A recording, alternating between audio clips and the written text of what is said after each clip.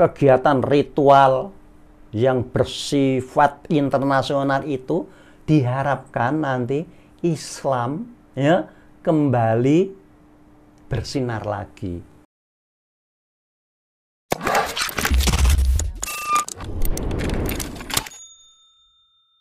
Maka Idul Adha.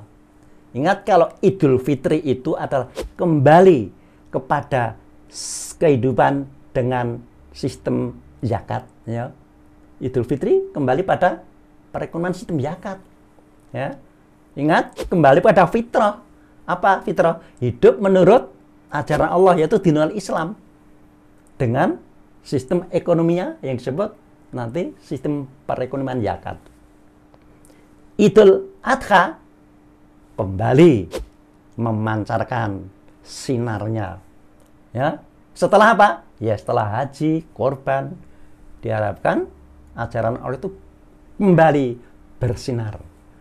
Yang sebelumnya mungkin redup ya karena banyak penyelewengan, banyak yang mungkin juga tidak konsekuen dan konsisten dengan ajaran Allah. Nah, maka dengan Idul Adha ini diharapkan kita bisa mengembalikan pancaran sinar ajaran Allah ya. Dan itulah hubungannya kenapa kita haji, kemudian dalam haji itu kemudian ada pengorbanan, ada pendekatan ilmiah dengan adu argumentasi. Semuanya itu puncaknya adalah Idul Adha ya. Kembali kepada pancaran hidup. Ajaran Allah diharapkan kembali bersinar lagi. Nah, itulah kaitannya. Ya, kaitannya antara kurban, haji, dan Idul Adha. Nah, oleh karena itu, saudara-saudara, marilah kita menjelang Idul Adha ini, ya, benar-benar kita terus melakukan pendekatan-pendekatan ya. Apa pendekatannya? Pendekatan kepada Allah ya. Kan fasoli li rabbika wanhar innasani aka huwal abtar ya. Sungguh orang yang membencimu, yang menentang ajaran Allah, innasani aka huwa dia abtar, maka dia akan mengalami kehancuran. Maka di sini ya bahwa inna a'tainakal kausar ini dalam penjelasan ya terjemahnya ada kan juga dalam rangka mendekatkan diri kepada Allah ya kan. Inna a'taina kami telah memberikan nikmatan dalam rangka apa? Mendekatkan diri dengan Allah. Tapi ingat bahwa Allah yang kita dekati itu apa? Kan ajarannya. Nah, maka Idul Adha ini benar-benar diharapkan mampu mengembalikan lagi ajaran Allah ini sesuai dengan apa yang dituntunkan dalam Al-Quran. Nah, itulah saudara-saudara hubungan antara kurban, haji, dan Idul Adha. Sobat muslim muslimah sekalian, nah sekarang akan kita angkat satu tema yang cukup menarik ya, yaitu tentang mahzab ya. Jadi temanya adalah perlukah muslim bermahzab? Jadi perlukah muslim bermahzab? Jadi di sini akan kita kaji tentang mazhab itu apa. Kemudian perlu tidak seorang muslim atau umat Islam itu bermazhab? Kalau perlu, apa alasannya? Kalau tidak perlu, juga apa alasannya? Kalau tidak perlu, bagaimana dengan mazhab-mazhab yang sudah ada itu? Harus diapakan? Nah ini, jadi sekarang akan kita bahas tentang mazhab. Ya, mazhab. Ingat, mazhab. Ya. Ya.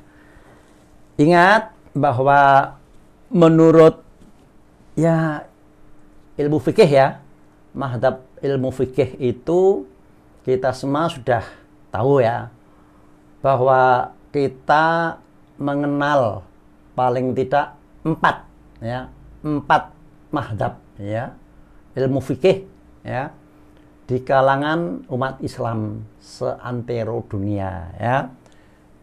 Yaitu satu ya, kita mungkin mengenal mazhab yang namanya siapa? Hanafi ya. Hanafi ya. Imam Hanafi ya. Imam Hanafi ya. Atau Hanafiyah ya. Mazhab Hanafi ya. Yang kedua kemudian Hanafi, kemudian Maliki ya, Malikiyah atau mazhab Maliki ya. Nah ini ya, mazhab ini munculnya ya sekitar tahun 80 Hijrah ya, sampai dengan 150 ya. Coba nanti dilihat ya, dalam buku sejarah, antara lain mungkin masuknya Islam ke Indonesia, buku Tuan Kurau ya misalnya umpamanya ya. Coba nanti di sana. Jadi Imam Hanafi dan Maliki yang muncul sekitar 80 tahun ke-80 Hijrah sampai tahun 150 Hijrah. Ya. Nah, ini Hanafi ini ya biasanya ada di Rusia ya, Rusia, Turki ya, dan negara-negara sekitarnya. Sedang kalau Maliki ini ya, Maliki ini ada di negara-negara Eropa yang lain ya. Ya. Jadi yang ketiga kita kenal mazhab yang disebut Syafi'i ya. Syafi'i ya, Imam Syafi'i ya. Nah Syafi'i ini munculnya atau banyak penganutnya adalah di Mesir ya, di Mesir dan juga di Indonesia ya. Karena mayoritas umat Islam di Indonesia, maka mazhabnya juga paling banyak adalah mazhab Syafi'i ya. Kemudian yang keempat adalah nanti Hambali ya. Hambali. Hambali ini ya muncul atau banyak dianut negeri-negeri padang pasir ya.